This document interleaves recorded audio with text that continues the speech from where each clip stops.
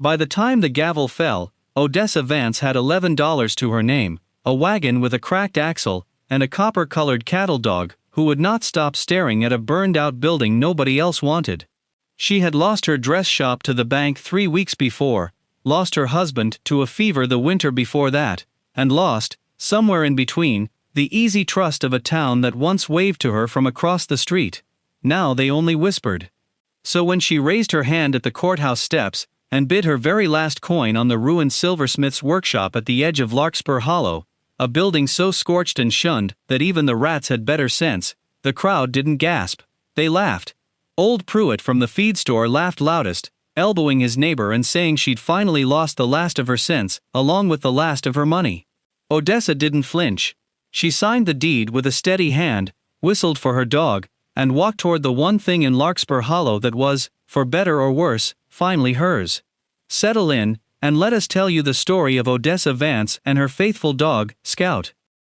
If you've ever been the one folks laughed at, the one who bet on the overlooked thing when everyone else walked past it, tell us in the comments. We'd love to know if you ever found your own hidden treasure in something the world had already given up on. 2 years earlier, Odessa Vance had been, by any honest measure, the most trusted seamstress between Larkspur Hollow and the county line. Her little shop on Trestle Street smelled of cedar thread boxes and the clean starch of new muslin, and women rode in from 3 counties over, just to have her fit a wedding dress or turn a morning gown.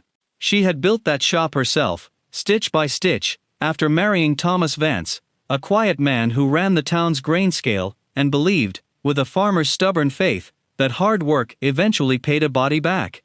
For a while it seemed he was right. They bought a little house with a porch that caught the evening light, and Thomas built Scout's doghouse himself out of good pine, insisting a working dog deserved a proper roof same as anybody. Scout was not yet grown when he came to them, a rangy pup the color of a new penny, with one ear that never learned to stand up straight. Thomas had traded a mended harness for him from a drover passing through, and the pup had taken to Odessa immediately, curling at her feet while she worked the treadle machine long into the evening. He had her husband's patience, and her own restlessness in equal measure, and from the very start, he had a peculiar habit that made the neighbors chuckle. He would sit for long minutes at a time, with his head cocked, staring at walls, floorboards, the undersides of porches, as though he could hear something the rest of the world could not. Thomas used to say Scout had been born listening for something specific, and that one day the dog would find it. Odessa had laughed at that, back when laughing came easy, back when the shop smelled of new muslin instead of someone else's ambition, and the evenings ended with her husband's boots on the porch steps instead of silence. She remembered those years now, the way she remembered a warm room from the outside of a cold window, vivid, aching, and just out of reach.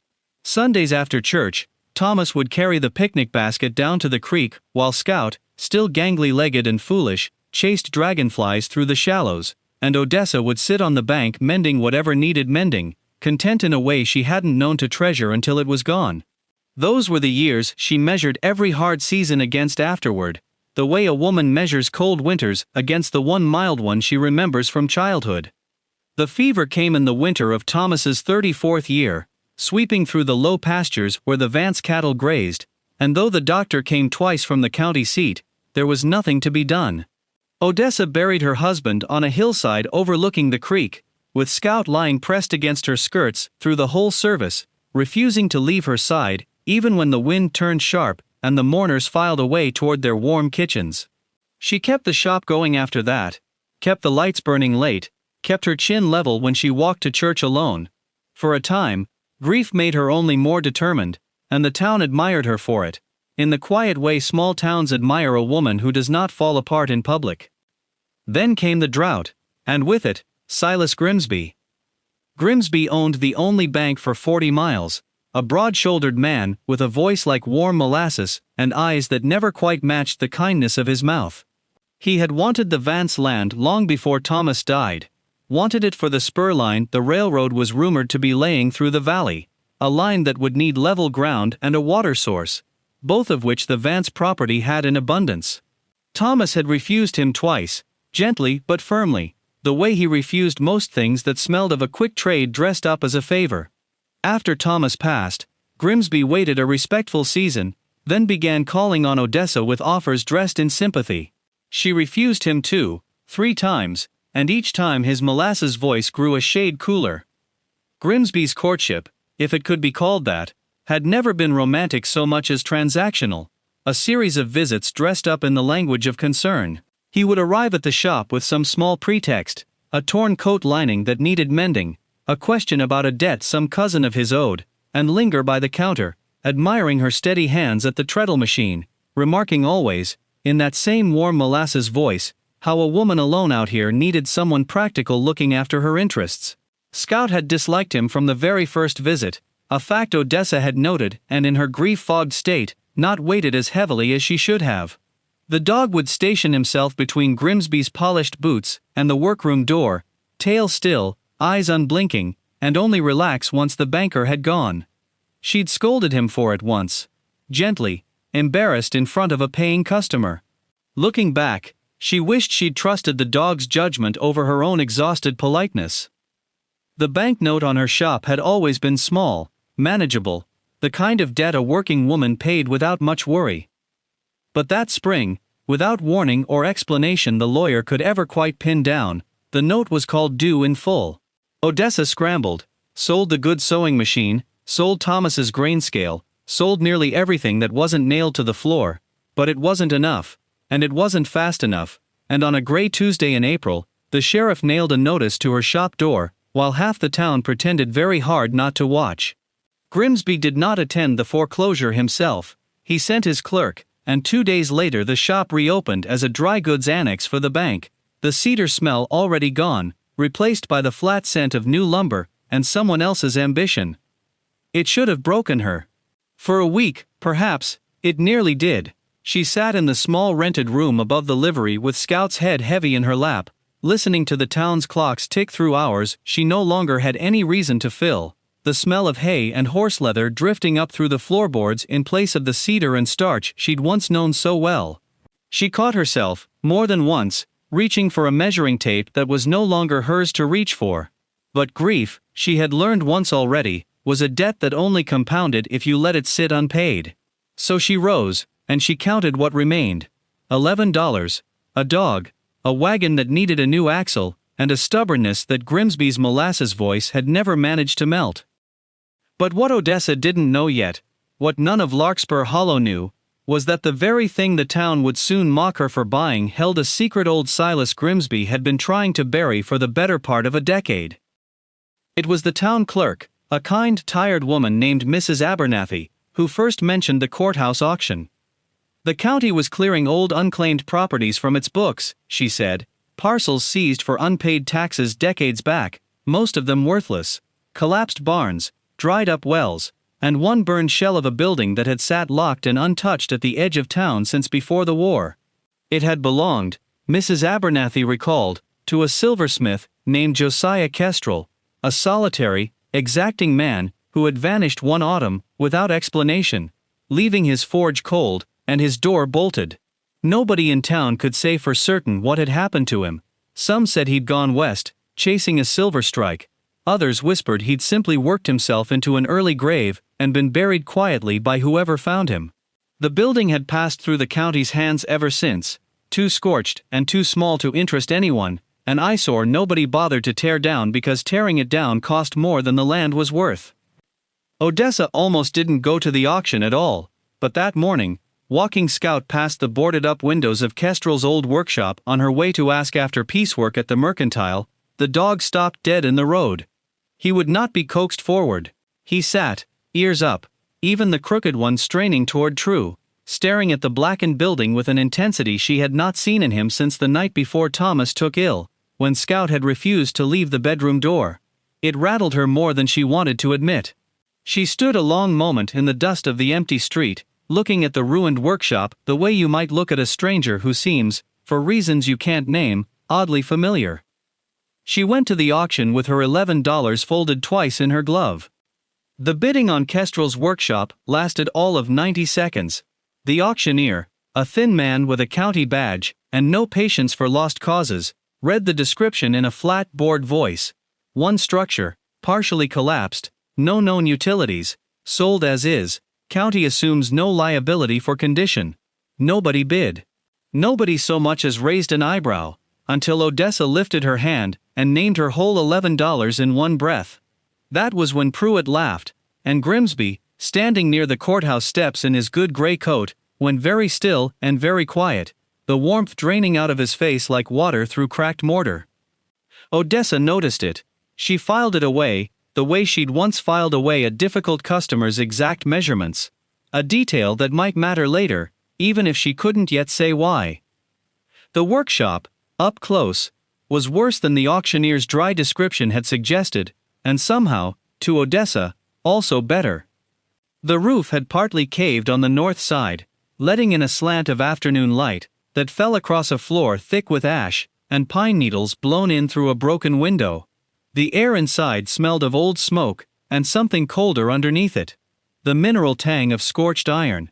The faint sweetness of long-dead pine sap sealed into the charred beams. A workbench, half collapsed, still held the rusted shapes of tools nobody had thought worth stealing: tongs, a cracked crucible, a set of small hammers gone orange with rust. Cobwebs hung thick as lace curtains between the rafters.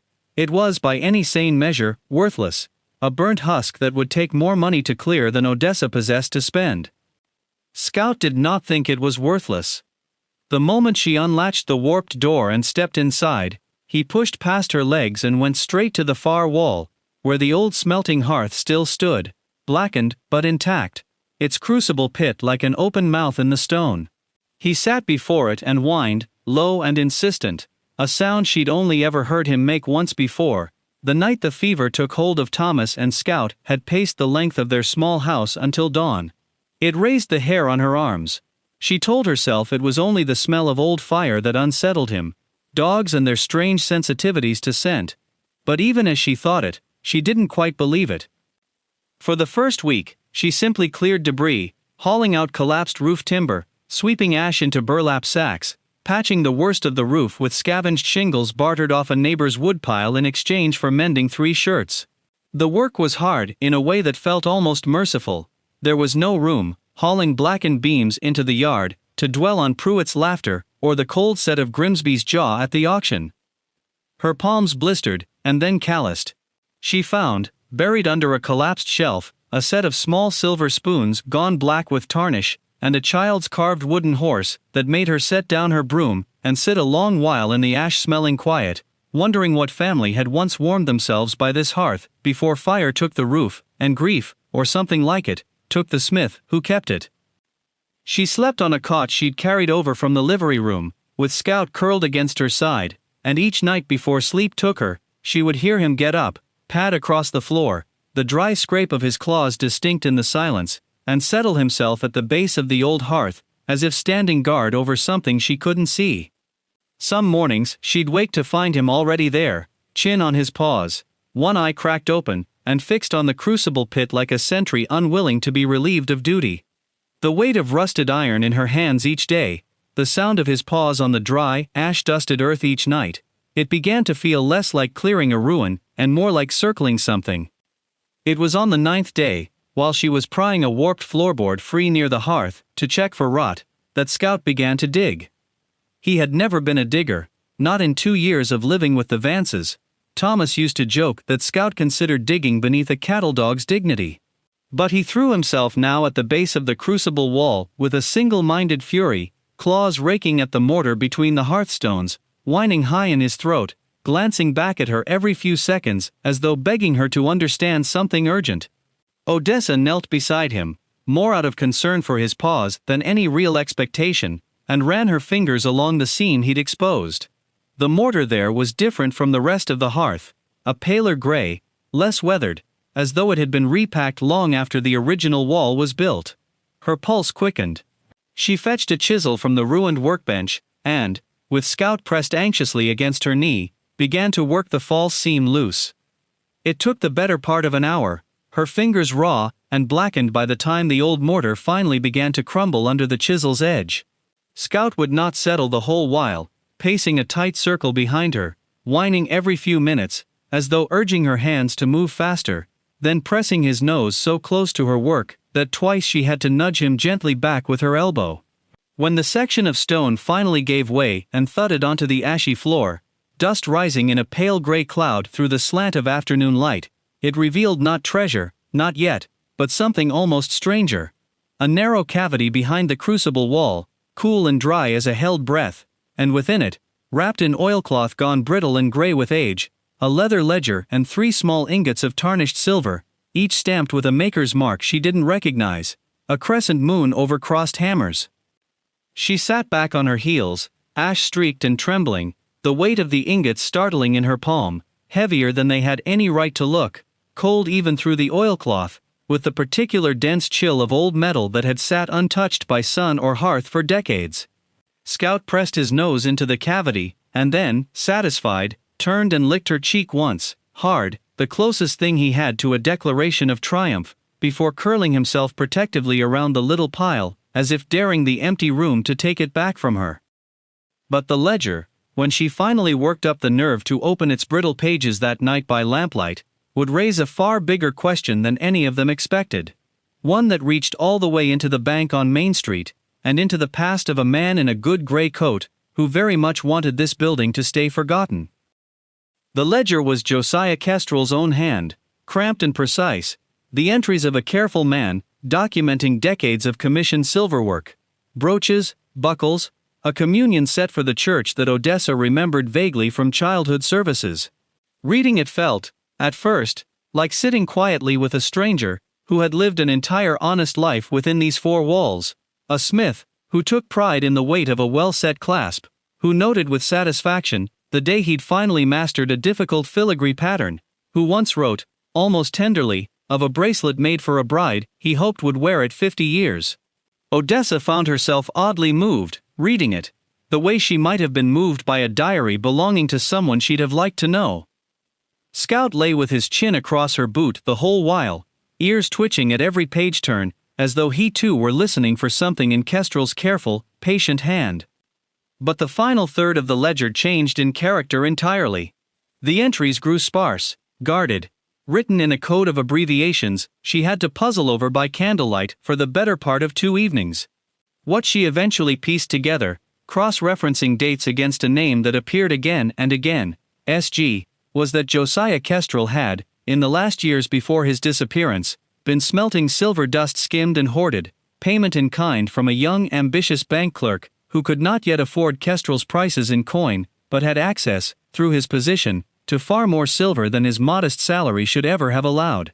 Silas Grimsby, the ledger suggested in its careful, damning shorthand, had been quietly embezzling silver specie from the very bank vault he clerked in, laundering it into Kestrel's forge in exchange for the old smith's silence, and, later, judging by an entry dated only weeks before the final blank page, in exchange for something closer to a threat than a trade. The last entry was barely legible, Kestrel's hand shaking where every earlier line had been steady. He says the debt is settled now that I'll say nothing. I think instead he means for me to say nothing forever. I am walling the last of it where he will not think to look, and I am leaving before I learn if I'm right to be afraid. Odessa read that line 3 times, the lamp guttering low, Scout's chin heavy and warm across her boots, and understood at last why the crooked-eared dog had refused to walk past this building without stopping, and why Silas Grimsby's warm face had gone so cold and still the moment her $11 won it at auction. Grimsby came to the workshop himself 3 days later, which told Odessa more than his molasses voice ever could. A man who sent clerks to foreclosures did not walk his own boots through ash and rubble, unless something frightened him badly enough to demand it in person.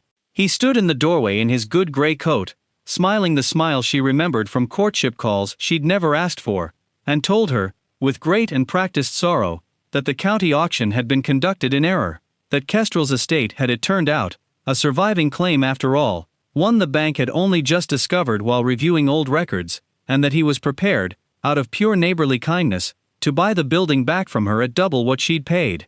Scout, who had greeted every visitor to the workshop with cautious tail-wagging curiosity, did not wag his tail now. He placed himself squarely between Odessa and the doorway, and would not move, a low steady rumble in his chest that Grimsby's smile did not survive intact. Odessa told him she'd think on it. She did not tell him about the ledger. That night, After Grimsby's wagon had rattled off down the road, Odessa sat a long while by lamplight with the ledger open on her knees, turning over the shape of the decision in front of her. It would have been easy, in a way, to simply sell the workshop back to him and be done with it. To take his doubled offer, pay off what little debt remained to her name, and start over somewhere Grimsby's shadow didn't reach. She was tired in a way that went past her arms and back, a tiredness that lived somewhere behind her ribs. But she thought of Thomas's grain scale, sold for pennies on the dollar to cover a debt that had appeared out of nowhere, and of the Hendricks boy she'd seen just that week, walking 3 miles to school, because the family had lost their wagon horse along with their pasture. She thought of old Pruitt's laughter at the auction, and found, somewhat to her own surprise, that she no longer minded it. A woman who owned nothing, had nothing left for a man like Grimsby to threaten, and there was a strange, clean freedom in that. Scout, sensing something settle in her the way he always seemed to sense such things, rose from the hearth, and pressed his head hard against her knee, and she scratched behind his crooked ear and told him, half to herself, that they weren't selling anything. She rode to the county seat before dawn, the ledger wrapped in oilcloth on the seat beside her, Scout riding sentinel at her feet the whole rattling way. She found the assistant county recorder, a bespectacled young man named Perkins, who had, she recalled from her dress shop days, once complained bitterly to his mother about a bank loan Grimsby had denied him without explanation. A small grudge, perhaps, but honest men with small grudges made useful allies. Perkins read the ledger twice through, his face going progressively paler, and agreed to cross-check the entries against the bank's own deposit records, which, as a county official, he had legal standing to request. What they found, over the following week of careful, quiet digging, Odessa fitting her investigation between mending jobs she took in to keep herself fed, Scout curled loyally under whatever table she worked at, was a decade-long pattern of shortfalls in the Larkspur Hollow Bank's silver reserves. Shortfalls Grimsby had covered over the years, by quietly foreclosing on small parcels of land whose sale value, funneled back through the bank's books, made the vault balance appear whole again. Thomas's grain scale, the Hendrickses' cattle pasture, seized 2 winters back on a note nobody else remembered being late. And, at the very end of the chain, Odessa's own dress shop, called due not because she owed a debt, but because Grimsby needed the sale proceeds to paper over one final gap before a state auditor's scheduled visit, a visit that, Perkins confirmed with a nervous swallow, was now barely 10 days away. Grimsby, for his part, did not wait quietly. He returned to the workshop twice more, the molasses gone entirely from his voice by the second visit, replaced by something harder and more desperate. Talk of trespass, of contested deeds, of a lawsuit that would drag on until Odessa was old and gray and penniless all over again. He hired men to loiter near the workshop after dark, ostensibly county surveyors, though Scout's low growl every time their lantern light crossed the property line suggested he trusted their credentials no more than Odessa did. Twice she woke to the sound of someone testing the workshop's rear door, and twice Scout's bark, sharp, furious, utterly without fear for himself, sent footsteps scrambling back into the dark before they ever crossed the threshold. He never came to harm in it, not once. He simply made certain nothing else did either, standing guard over the hearth secret, the way he'd once stood guard over Thomas's sickroom door, as though he understood, in whatever way dogs understand such things, that some doors were worth defending. One night, close to the second visit, Odessa woke to Scout's low growl already rumbling, and found him pressed flat against the rear door, hackles raised in a stiff copper ridge down his spine, growling at a shadow that shifted just beyond the warped boards. She held her breath, one hand on the cold iron poker she now kept beside the cot, until the shadow retreated, and the crunch of boots faded into the dark toward town. She did not sleep again that night, but she did not feel afraid either, only more certain, with every visit Grimsby's hired shadows made, that there was something in this building worth being afraid of losing. And what none of them, not Grimsby, not the town, not even Odessa herself in her most hopeful moments, could have predicted, was just how far the reckoning would reach, once it finally reached the courthouse steps. The reckoning, when it came in daylight, in front of half the town. Odessa requested, through Perkins, who by now had thrown in fully with her cause, that the state auditor's visit be moved up rather than delayed, and that Silas Grimsby be present at the courthouse, to answer for the vault's numbers in person. Grimsby arrived, expecting to bury a rumor. He found instead Odessa Vance standing on the courthouse steps with Josiah Kestrel's ledger in her hands, Perkins beside her with the county's own deposit records, and Scout sitting calm and steady at her feet, ears up, the crooked one and all, watching Grimsby the way he'd watched him from the workshop doorway 3 weeks before. She did not shout. She had learned, in the 2 years since Thomas died, that a steady voice carried further than an angry one ever could. She read the dates. She read the names. She read Kestrel's final trembling line about a debt that was never truly settled, and watched color drain from faces up and down Main Street as neighbors began to recognize their own foreclosures, their own bad seasons, their own quiet ruin, reflected suddenly in a decade of another man's careful theft.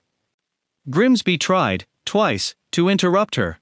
First with bluster, insisting the ledger was a forgery cooked up by a bitter widow and a disgruntled clerk.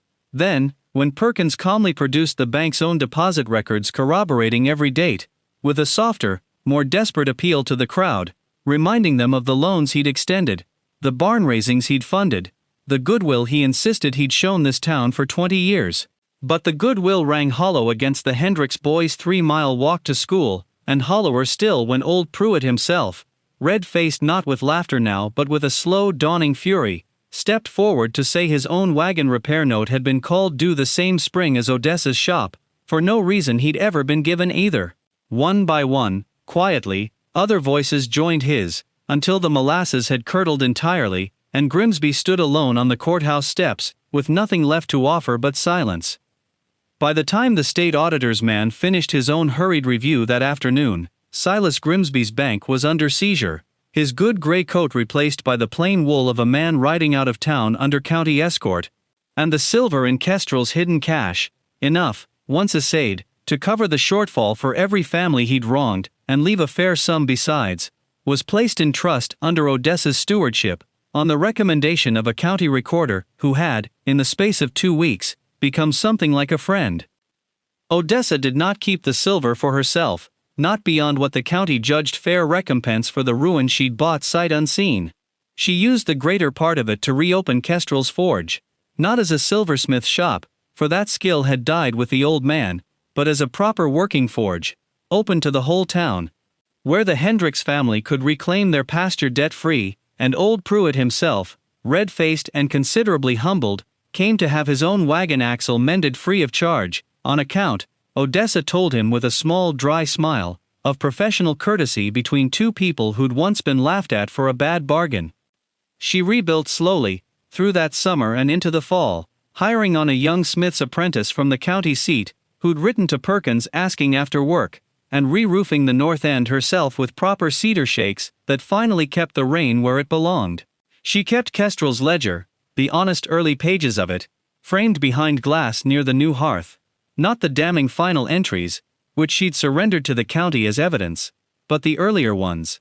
The tender note about the bride's bracelet, the quiet pride in a well-set clasp, so that anyone who came through the door would understand the forge had a history worth honoring, not just a scandal worth gossiping over.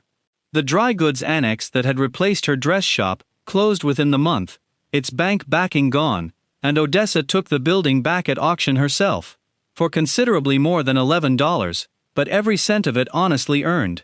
She reopened it as a proper dress shop once more, cedar thread boxes and all, and split her days between the two buildings, needle in one hand and, when the apprentice needed an extra set of hands at the bellows, tongs in the other.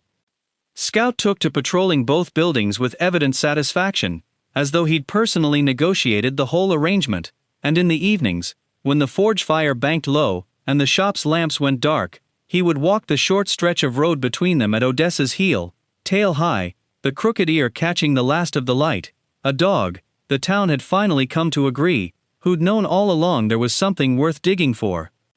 There is a particular kind of wisdom in a dog who won't walk past a burned-out wall, and a particular kind of courage in a woman who buys the thing nobody else wants, because some quiet part of her trusts there might be more to it than ash.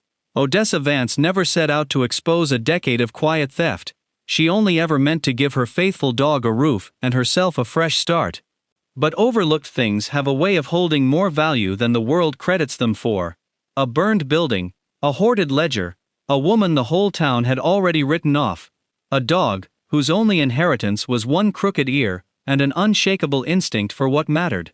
So we'll leave you with the question Odessa herself might ask, standing now in the doorway of a forge that once nearly buried her secret for good. If you found a hidden piece of history in the last place anyone thought to look, would you keep it, or would you share it? Until next time, stay close.